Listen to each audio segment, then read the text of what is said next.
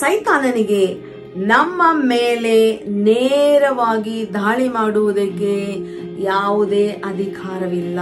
Satan does not have any right or authority to attack us directly. Unless and until I open the door, he cannot, he will not.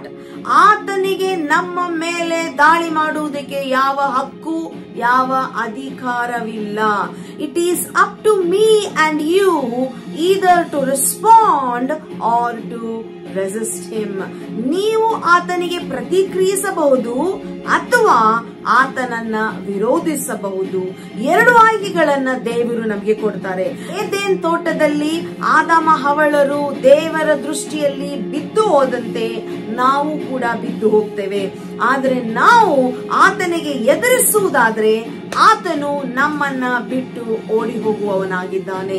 ಆ ಕಾರಣದಿಂದ ನನ್ನ ಪ್ರಿಯ ದೇವ ಜನರೇ, ಕ್ರಿಸ್ತನ ಮೂಲಕ ನಮಗೆ ಸಕಲ ಅಧಿಕಾರಗಳು ಕೊಡಲ್ಪಟ್ಟಿದೆ. ಆತನನ್ನು ಈಗಾಗಲೇ ಕ್ರಿಸ್ತನು ತುಳಿದು ಹಾಕಿದ್ದಾನೆ. He does not have any right to have access towards us.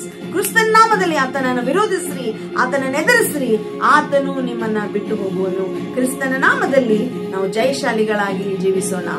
God bless you all.